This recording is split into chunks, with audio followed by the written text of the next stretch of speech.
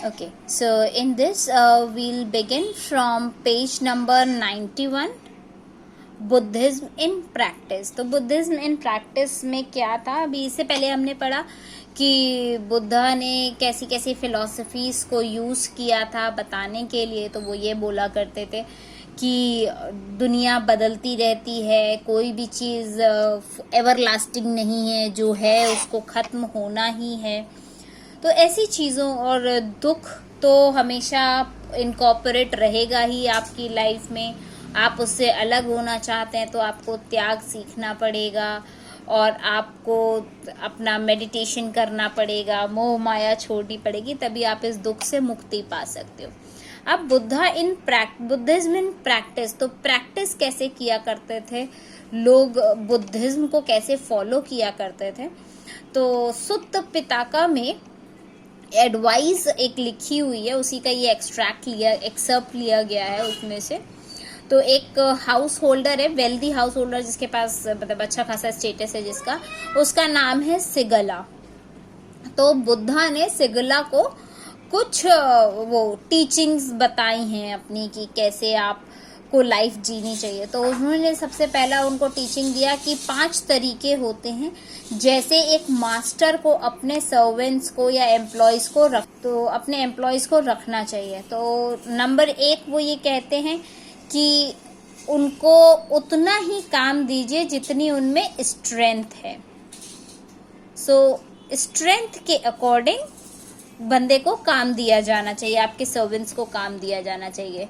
अपने एम्प्लॉयज को, सर्वेंट्स को आप फूड प्रोवाइड करें, उनको सैलरी वेजेस प्रोवाइड करें, और अगर वो सिक हैं, वो बीमार पड़ गए हैं, तो आप उनका ख्याल रखें।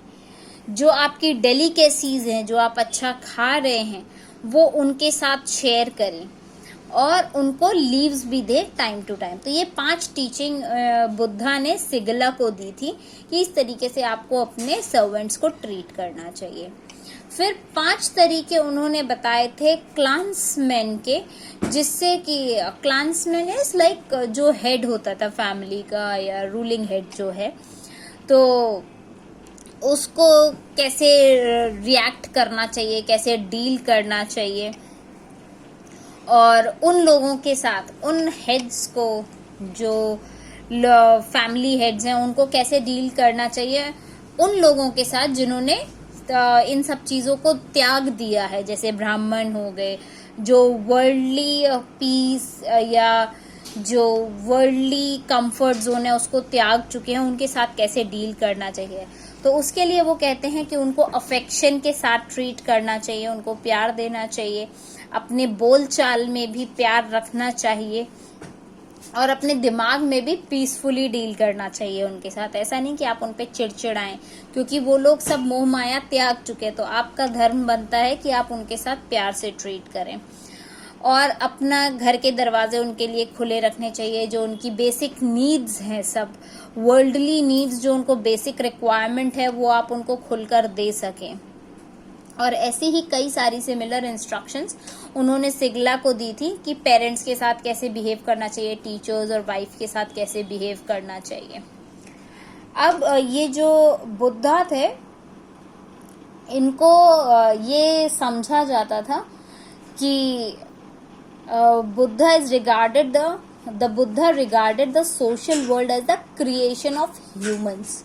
तो बुद्धा हमेशा इस चीज को बिलीव करते थे कि ये जो दुनिया में चीजें बनी हुई हैं, ये जो सोशल वर्ल्ड हमने बना रखा है, इससे मेल जोल करो, इसके साथ जाओ, इसको ऐसा करो, ये सारा कुछ ह्यूमंस का बनाया हुआ है। ये डिवाइन ओरिजिन नहीं है, ये भगवान ने नहीं बनाया, ये हम इंसानों ने बनाया है।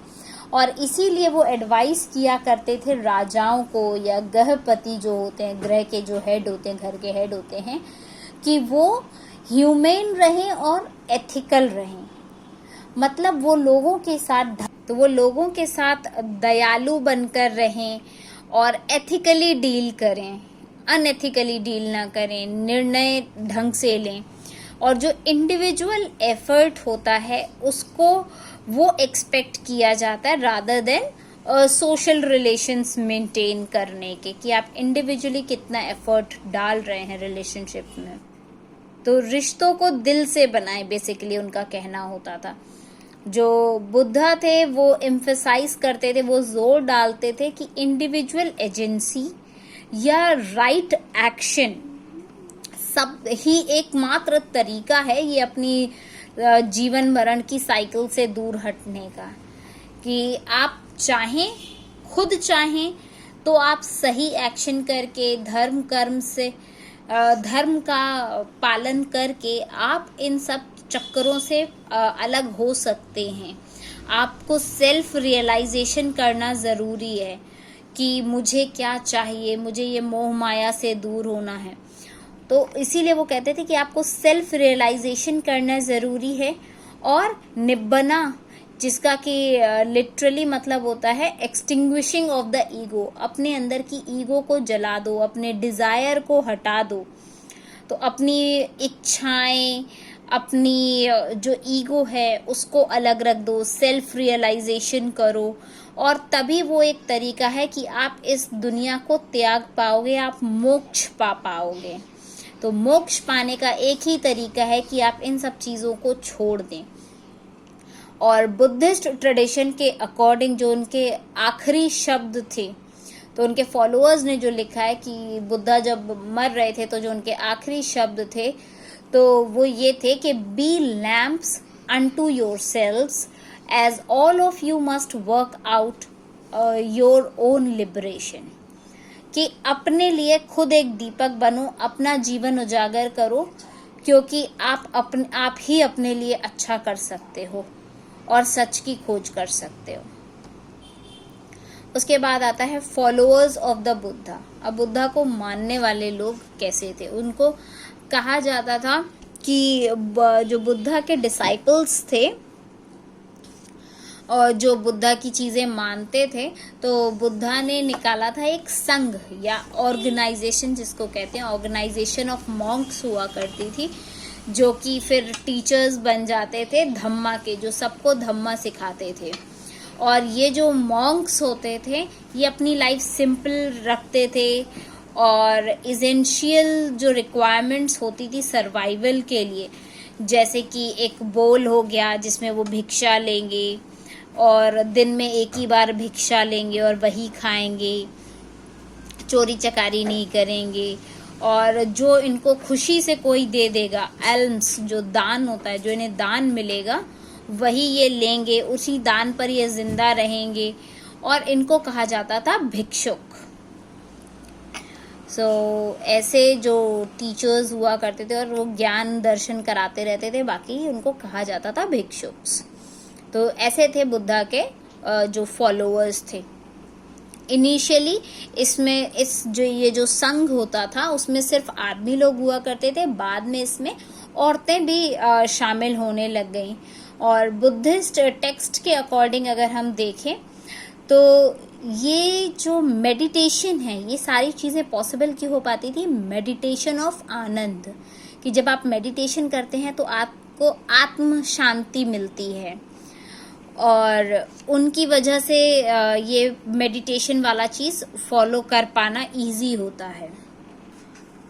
मेडिटेशन के थ्रू आनंद प्राप्त करने की बात होती थी। अब वुमेन का इंट्रोडक्शन इसमें कैसे हुआ, वुमेन कैसे एडमिशन शुरू हुआ? तो बुद्धा का एक डिसाइपल था आनंद नाम का, उसने ये बोला, उनको परसुएड किया कि यहाँ पे औरतों को भी संघ में शामिल किया जाना चाहिए। तो बुद्धा की जो मदर थी, जो फॉस्टर मदर थी, उनकी जो पालने वाली माँ थी, उनका नाम था महापाजापति गौतमी। तो सबसे पहली भिक्खुनी वही बनी।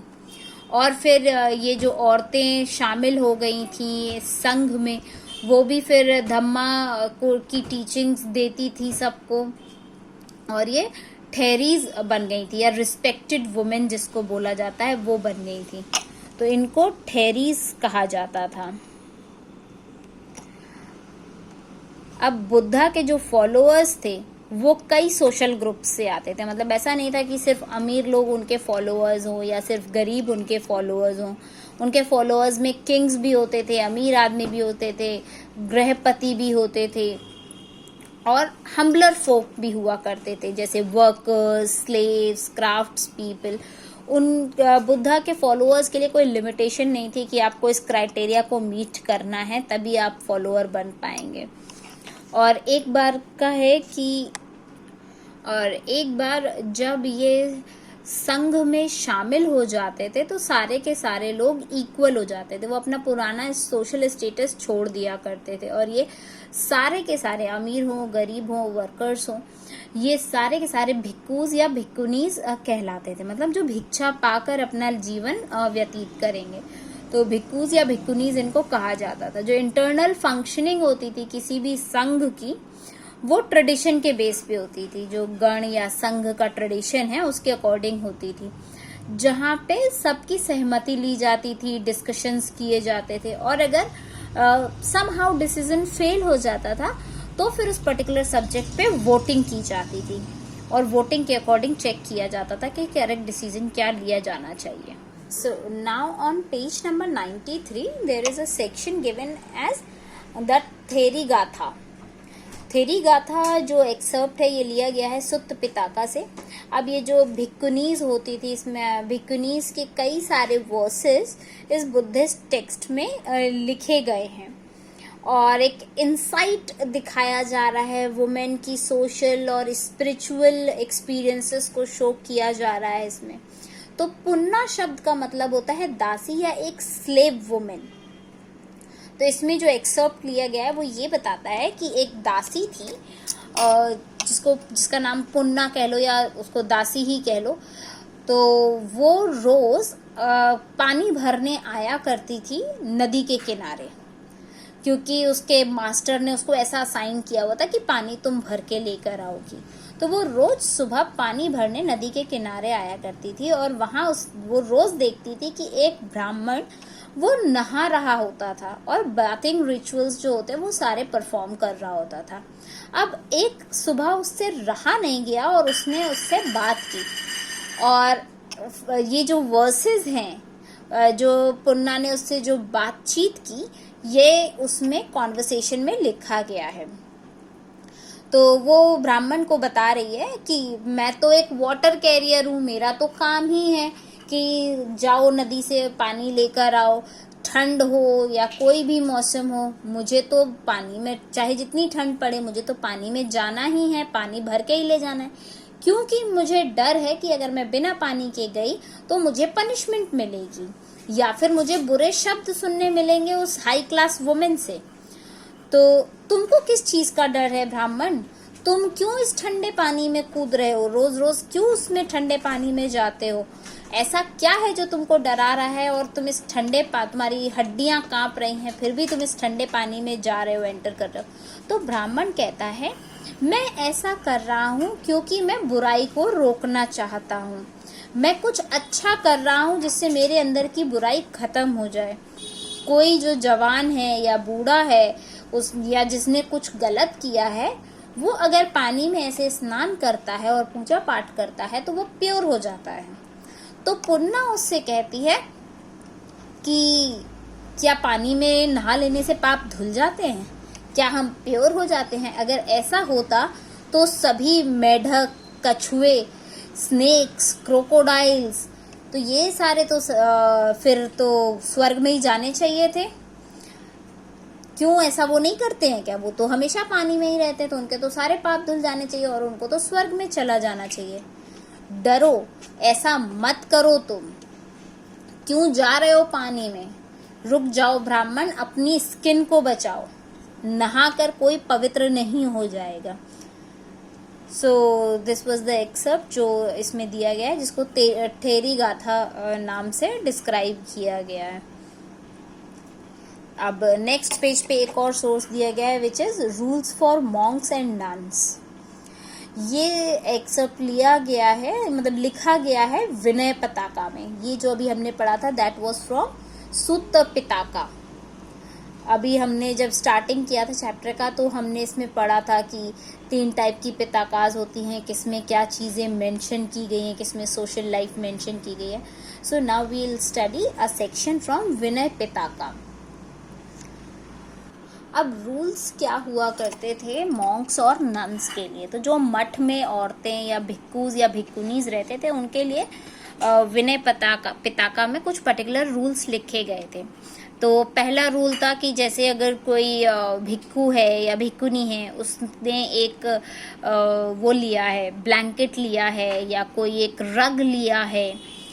रग इज फटा चिता कपड़ा जिसको कि पोछे की तरह यूज कर रहे हैं या किसी भी काम के लिए यूज कर रहे हैं, या कपड़ा उन्होंने किसी भी फॉर्म का लिया हुआ है, तो उनको वो कपड़ा अपने साथ 6 सालों तक रखना पड़ेगा.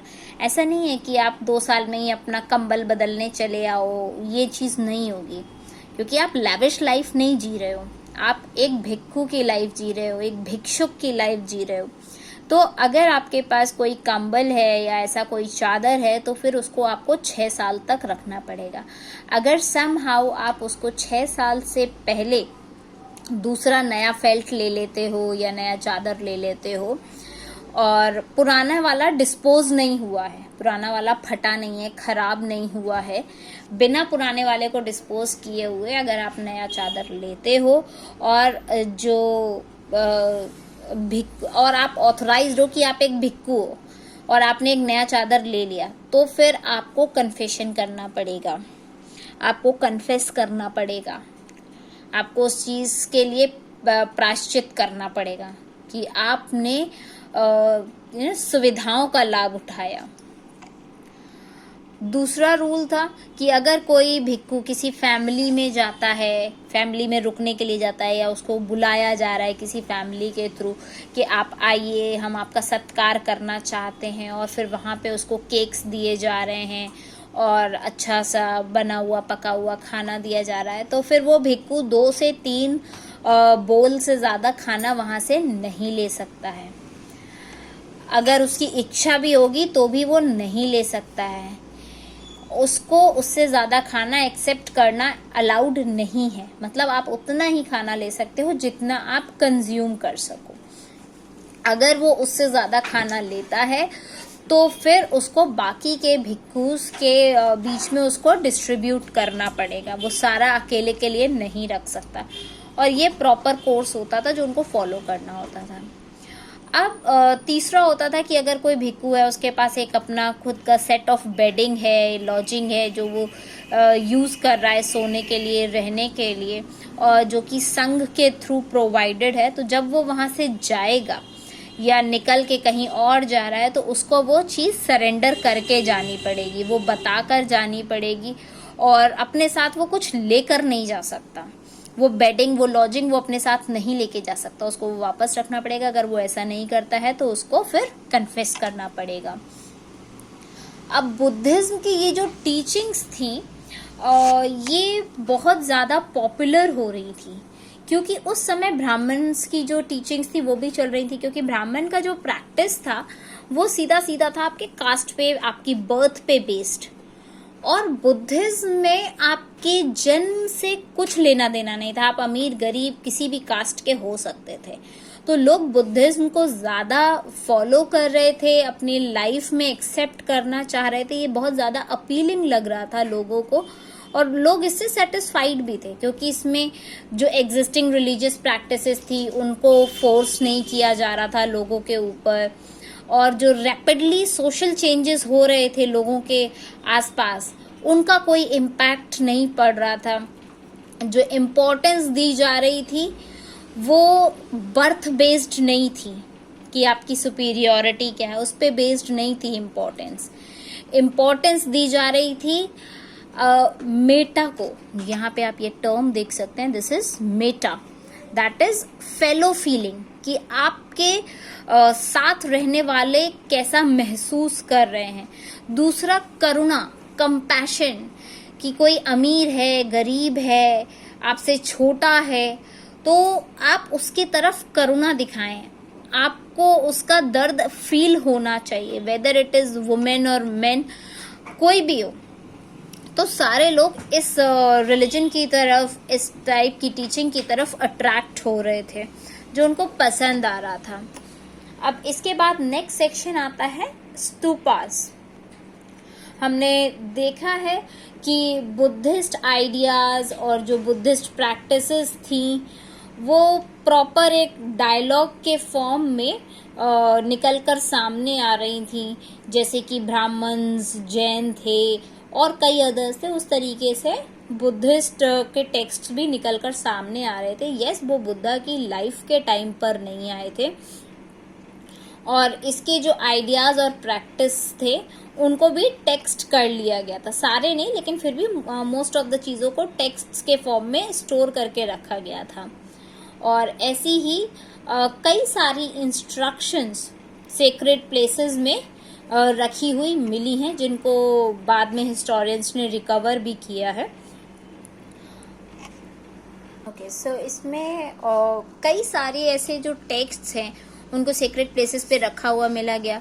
पुराने ज़माने में, जो अर्लीस्ट टाइम्स में, ऐसी जो प्लेसेस होती थी उनको सेक्रेड प्लेसेस कहा जाता था, और इसमें कई सारी ऐसी साइट्स होती थी जहाँ पे बहुत ज़्यादा स्पेशल टाइप की या तो ट्रीज़ हों, यूनिक टाइप के रॉक्स हों, अलग मतलब एकदम यूनिक टाइप के रॉक्स जहाँ मिलते हों, या इंस्पायरिंग नेचुरल ब्यूटी हो, जहाँ आपके मन को शांति मिले, नेचर के करीब हो।